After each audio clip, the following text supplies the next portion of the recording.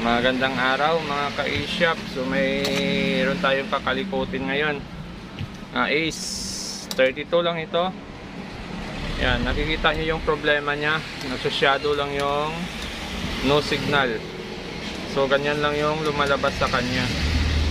Ang top board na ginamit niya na yung ganitong klase. So pag ganitong klase ang top board na ginamit, minsan nakukuha sa cutting, pero minsan hindi na. So try natin itong unit na to. Mag-cut. Pag nag-cut tayo tapos walang reaction, walang nangyari, pero sa tingin ko hindi cutting ang problema niya eh. Parang kulang sa supply na pumapasok sa LCD, kaya nagsa-shadow siya. Kaya lang ito kasi walang side cup to. Wala siyang side cup magkabilaan. Kasi nabuksan na to ng isang technician, kaya dinala dito sa akin. Try daw namin kung maremedyohan pa. So walang side cup, hindi naman cutting ang problema nito. So mag-actual tayo niyan.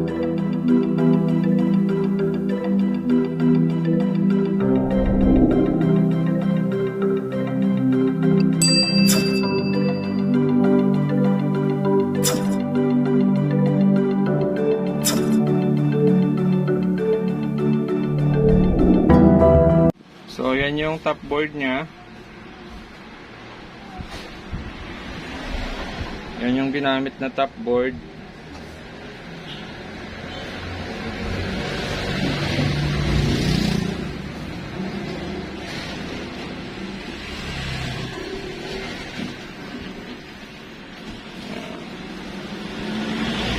So na-try na pala tong i-cut to.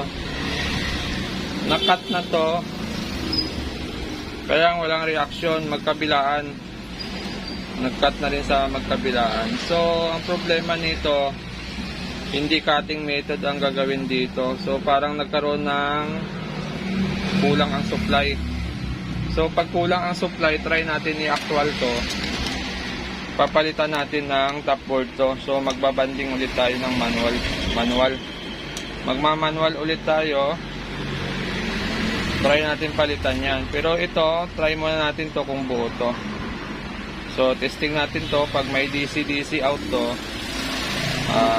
pwedeng buo itong top board natin. So try natin to. Titingnan natin kung may DC-DC. So ito, testing na ngayon natin tong top board nya. Titingnan natin kung buo yung top board na ito. Para pag nag-manual tayo mamaya, ay sure yung ating top board na good. Mahirap na magmamanual tayo tapos sira pala ito. So hanapin lang natin dito yung supply ng wala siya. Yun, 3.3. Tingnan natin kung may supply pang iba. Yun, may 14 siya. Pag may 14, hanapin natin yung BGH BGL. So walang nakasulat sa board na ito kung saan yung BGH BGL. So ito yung BGL nya, pero walang nakasulat. Try natin yung BGH nya kung saan. Ito may BGL din dito, 7, 12. So saan yung BGH nito? Hindi ko mahanap yung BGH nito. Ito, wala. 14. So saan yung BGH nito? Wala, hindi ko mahanap yung yun. So 26 nya. Saan yun? 12. Ito. So ito yung BGH. Yun, may 26. So gumagana tong top board na ito. So kung gumagana yan, try natin yan ipalit doon sa isa. Yun, papalitan natin top board niyan. Try natin kung pag same pa rin ang problema, ibig sabihin pag ganun problema ng LCD na ganitong klase, ang problema kung hindi sako sa salamin. So may idea na tayo kung makatrouble ulit tayo ng ganong sira. So alam na natin kung saan ang problema, salamin ba o top board. So may pagpapilian na tayo. So try natin to i-manual para mayroon tayong pagbabasihan kung saan ang magiging problema niya. So pag nag-manual tayo tapos nag-normal, ibig sabihin ang problema sa top board. So pag may natanggap tayo na ganong problema, pwede natin i-trouble yung top board or palitan ng top board. So ito, papalitan natin to. Magpa-practice na naman tayo dito. So ayan, hindi ko na babaklasin yung salamin. So dito na tayo. Dito na tayo gagawa. Titingnan natin kung may DC-DC pa rin siya pag tinanggal natin yung cock. So nakita nyo kanina mayroon siyang DC-DC no, tinesting natin, may supply siya. So try ngayon natin tanggalin, mag-experiment tayo ngayon para malaman natin kung totoo ba yung ating hinala. So tatanggalin natin yung cock nito. Yan, tanggal na. So testing natin kung mayroon siyang DC-DC na makukuha, kasi gusto natin matutunan to. Pag may bago, kailangan natin alamin. So power on ko lang siya at magkaalaman dito. Ayaw mag-power on na. Yun. So tingnan ngayon natin kung mayroon siyang DC-DC na lumalabas pag wala yung cock. So dito kanina yung ating BGH. Ito. So yun, mayroon pa rin siya. So hindi ito nagpo-protect yung top board na ito. Yun o, may DC-DC pa rin siya. So hindi siya nagpo-protect. Yung isang klaseng top board yata yung nagpo-protect. Buti tinesting natin to. BGH. So mayroon pa rin. So okay. At least alam na natin ngayon na yung top board na to ay hindi nagpo-protect pag tinanggal yung cock. So kahit wala siyang cock, gumagana pa rin siya. So yun, okay, patayin ko na. So alam na natin ngayon yung sekreto nito. Painitin ko lang yung panghinang natin, tapos tatanggalin natin yung cock na yan. Yan, babaklasin natin yan. So lalagyan lang natin to ng pampadulas para pag nag-init tayo mamaya ay mabilis lang siya matanggal. So ano lang din yun, flux lang din yun. Nilalagyan ko lang ng flux para kumalat kaagad yung init. Tapos sasabayan natin ng lid. So itong iron ko ay malaki na pala yung dulo nito. Nabali yung dulo nito, kaya malaki. Sana tumaba na yung dulo niya. Nabali. Pero pwede pa naman.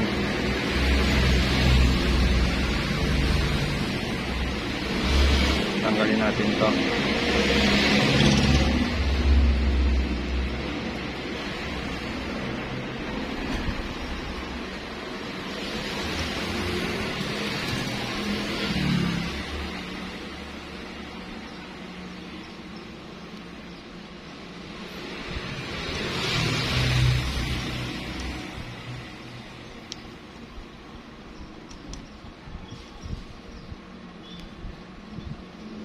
So sa pagtanggal nito ay alalay lang.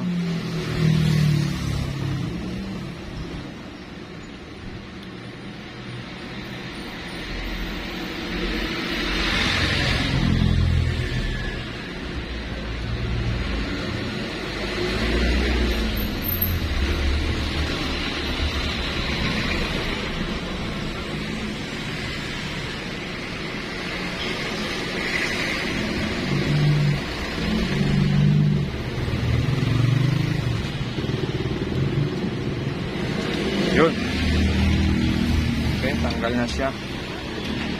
So, nilinisin natin to.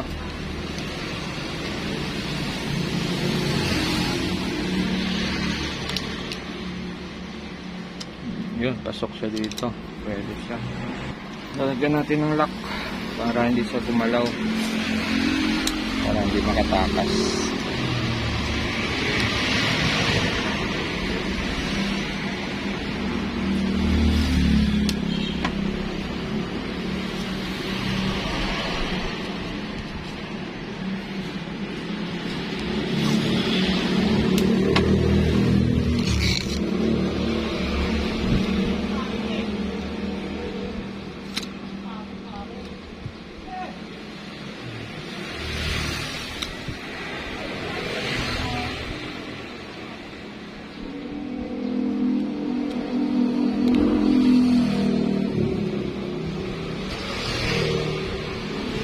Ba?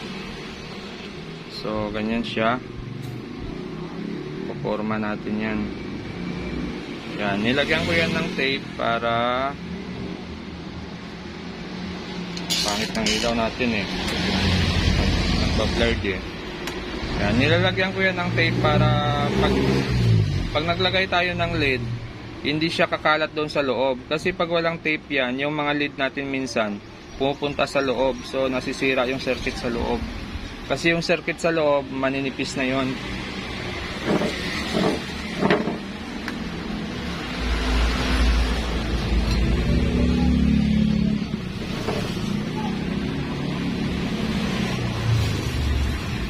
Tapos lagyan din natin ng pampabigat para flat yung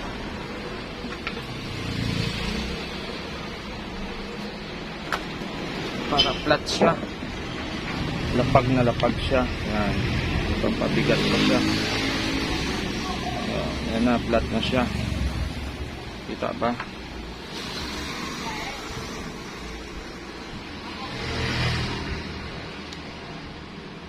Yan, okay, kita. So maglalagay lang tayo ng plugs. So yung gamit ko ulit na plugs ay yan, Yonex. So sa mga nagtatanong, ayan na, na-issue ko na ha.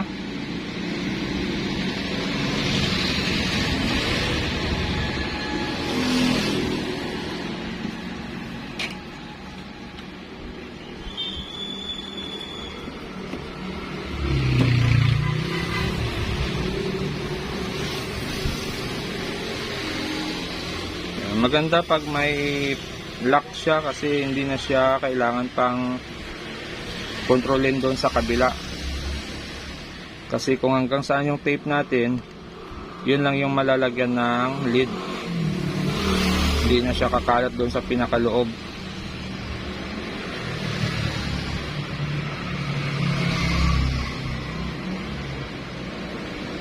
Dapat lahat may lid para madali kamapit. So may nagtanong kung pwede gamitan ng hot air. So parang medyo maano kasi yung hot air eh. Hindi natin makontrol yung init nun. Saka parang ang hirap yata pag hot air. Kasi yung lid, hindi tayo makapaglagay ng lid.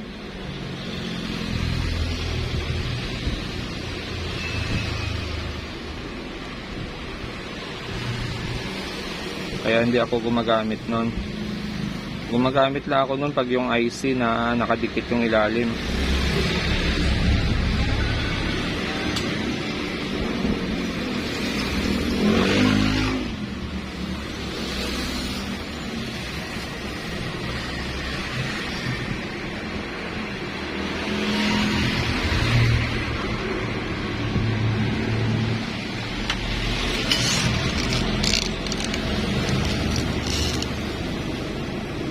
So, okay na lahat. Nalagyan na lahat.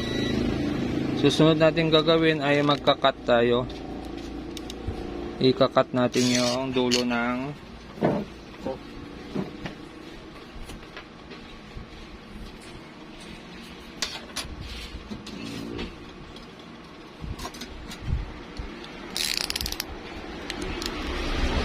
ikakat ngayon natin yung pinakadulo ng ko. Para mabilis siya kumapit mamaya pag naghinang tayo.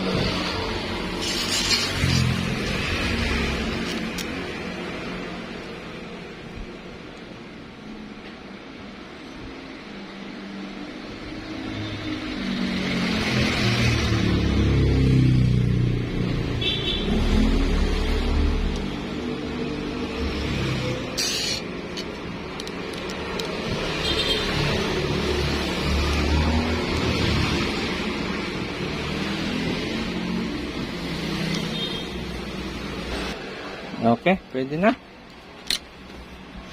Pwede na yan. Tapos, lilinisin muna natin. Sana? Sana ba? Ba't nawawala? Yan, lilinisin natin. Ano lang to? Thinner lang to. Lacquer thinner. Yung pantanggal natin ng soldering paste.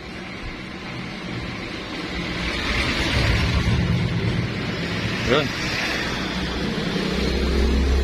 Tingnan natin kung maayos yung pagka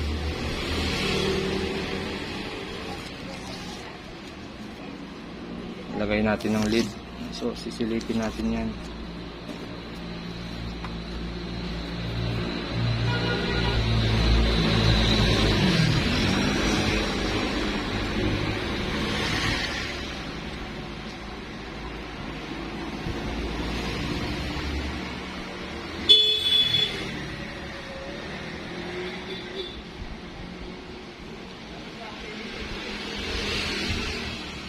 So, okay naman.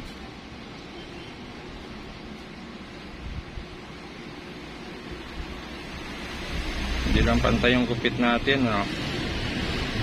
Hindi nga pantay yung cut natin. Nag-bubbles kasi yung ano eh. Yung pinapatungan natin, lumubog.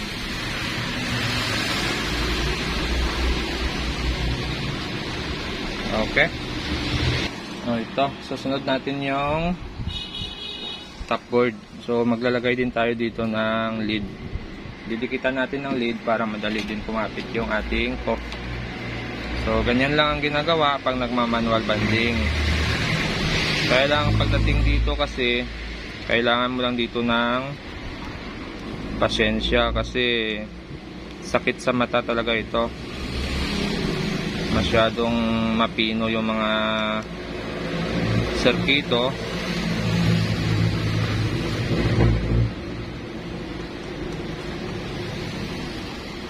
Mahirap sa hinangan.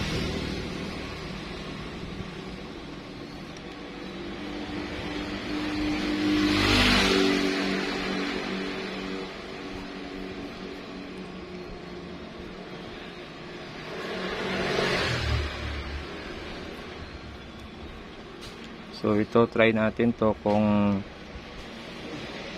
saan ba talaga ang sira pag ganun. Sa top board ba o sa LCD? O sa cork. So pagdating sa cork, hindi rin tayo sure kasi hindi na natin kaya palitan yun. Pagdating naman sa LCD, hindi rin tayo sure. Pero pwedeng tama yung hula natin. At least na try natin yung top board palitan.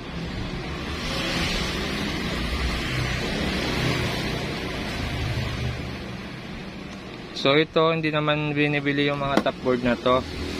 Mga ano ko to, mga stock ko to na galing sa mga basag. Kasi bumibili ako ng mga damage na unit. So iniipon ko yung lahat. Lahat ng mga kailangan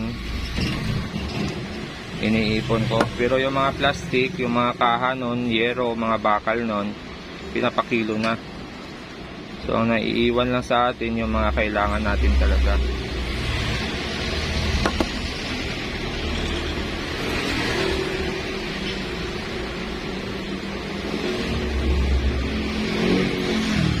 Ito medyo pino din yung serkito nito. Ang maganda ganito yung Sony, yung top board ng Sony. Maganda ganitoin yun. Matataba yung ano nun, circuit. Kaya hindi mahirap siya i-manual banding. Pero yung mga ganito kapino, medyo mahirap. Tingnan mo, tagal niya kapitan. So ganun lang. So ito na, natapos na natin siya lagyan ng lid. Yan, nadikitan na natin ng lid. Tingnan natin kung may shirt.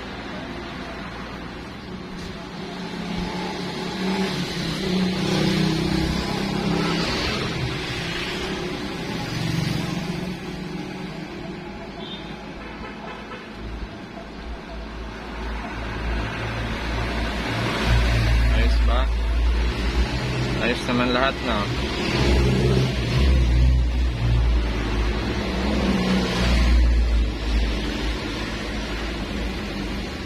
Yun, ayos lahat.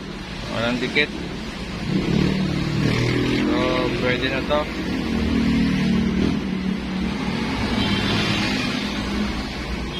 Pwede na.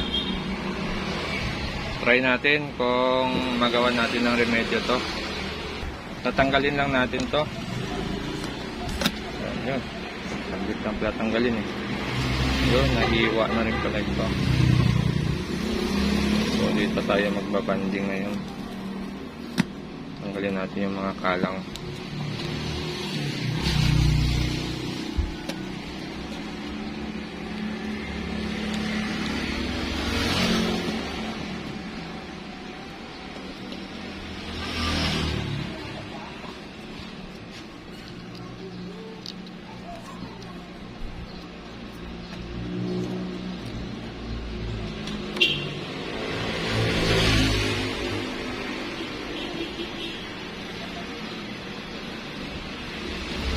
Okay, bali align ko lang siya. Medyo matagal kasi ito. Papakita ko lang kung paano ihinang ulit. So, okay, ito na. Nalagyan na natin siya ng lock. Nakalock na siya. Yun, oh. So, hindi na yung gagalaw. Susunod natin gawin dyan, maglalagay tayo ng paste para may kapit natin ng maayos. Yan. Ganun lang pag nag-manual banding. Kaya lang matrabaho lang talaga.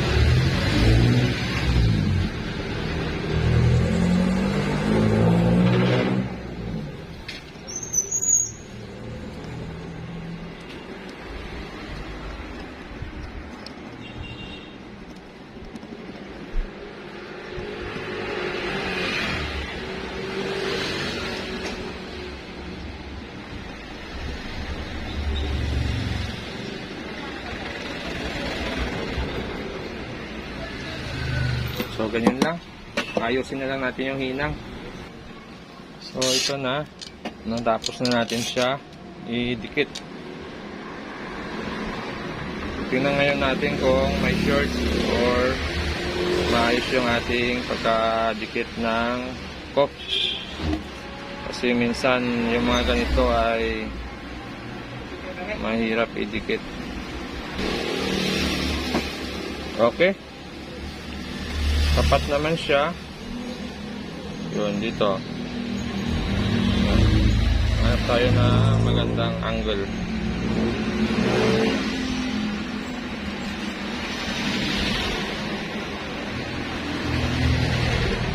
Okay, tapat naman. Try na lang natin. So, ito na. Natapos na natin siya. Naporma na natin sa pinakakaha niya. Yan, nakadikit muna ng masking tape. So, try muna natin kung normal. So, bago tayo mag-try nito, kailangan muna natin siyang i-tester. Baka may short yung ating gawa. So, magbabuzzer lang tayo.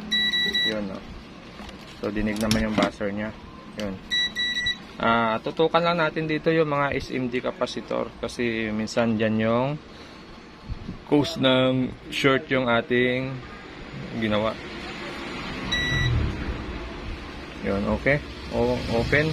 Open. So, tingnan lang natin kung may mga short yung capacitor. Minsan kasi yung, yun, tumunog. Okay. Okay. Okay. Yun. Yun. Okay. Good yun, good.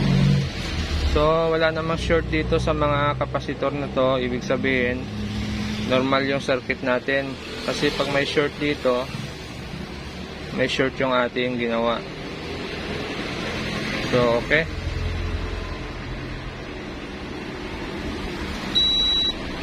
Okay, pwede. So, try na natin. At nang magkaalaman na. So, ang ginawa ngayon natin dito ay manual banding ulit. Saan yung board natin? Manual banding. So, ang ginawa natin ay nagpalit tayo ng top board. Yung ganong problema ng LCD, ano kasi siya nakakapagduda kasi na cutting method. Kasi pag cutting kasi dapat may lalabas pa siyang picture tapos nawawala.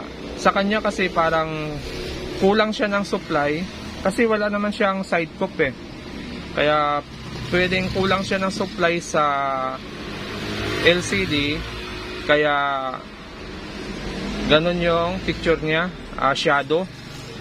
So, wala siyang side cup. Hindi natin mapagdudahan na wala siyang BGH o BGL. So, ginawa natin dito para makuha natin yung pinaka main trouble. Nag-try tayong magpalit ng top board. Kasi sa paraang ito, malalaman natin kung saan tayo gagawa pag nagka-trouble ulit tayo ng ganong klase. So, malaking tulong yung set na to sa mga hindi pa alam kung ano ang problema ng ganong trouble. So, malalaman ngayon natin dahil nagpalit tayo ng top board. Tingnan natin kung magno-normal yung picture nito o wala. So, sana magno-normal ito para matuwa naman tayo. Kumbaga, yung pagod natin at sakit ng mata natin ay mababawasan pag nagawa natin yung unit na ganitong sira. So, try natin. Testing natin. Sasaksak ko lang siya. Titingnan natin kung ano ang resulta nito. Sana success tayo. Sana ang problema ng ganun ay top board. Pag top board, edi ayos. So, ito na siya. Naka-standby na yung ilaw. Power on na lang natin. So, dahil sira yung pindutan nito, i-short na lang natin. Yun, kulay asul na siya.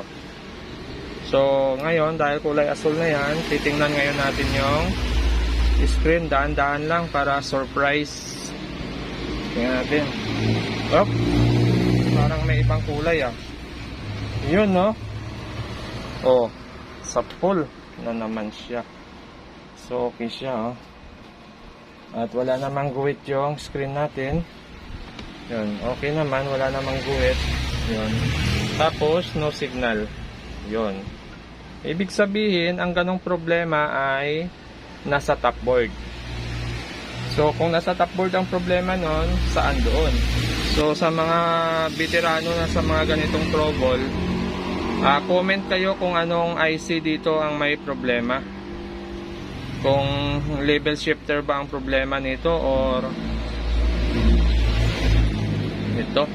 Saan ba level shifter nito? Ito ba? Or dito. So medyo marami kasing IC to.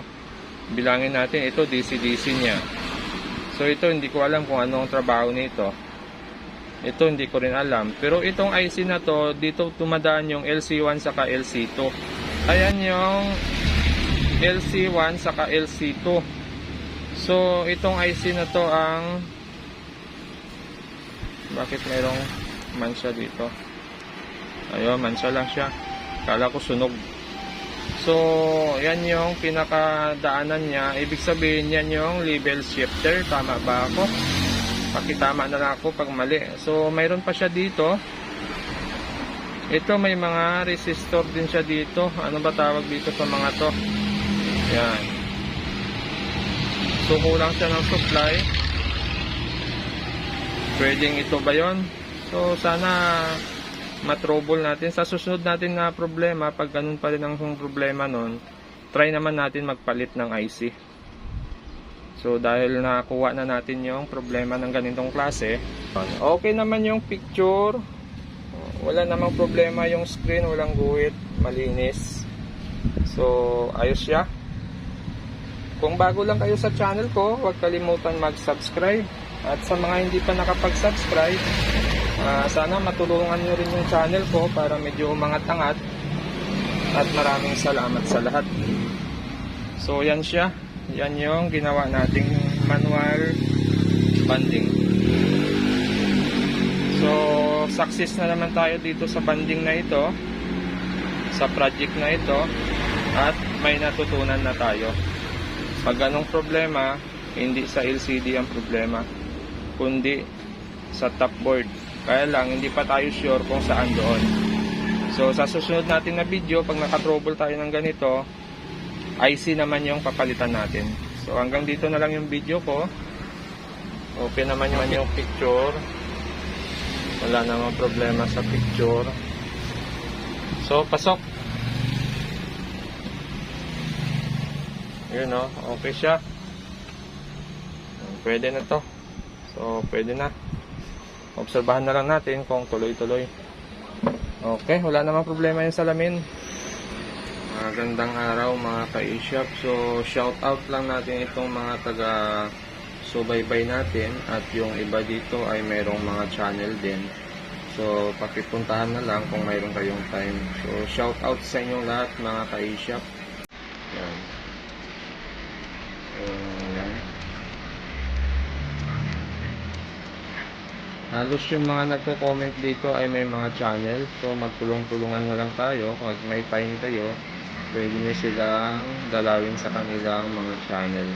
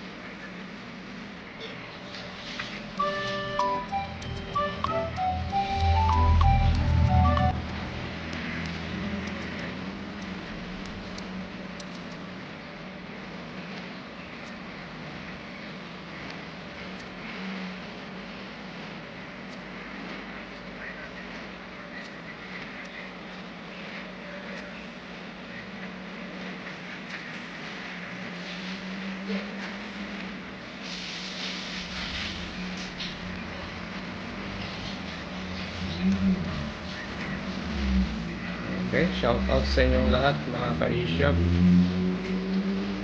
Yung mga master pala natin nandito. So okay na. Shout out sa inyong lahat. So ayan. Okay na siya.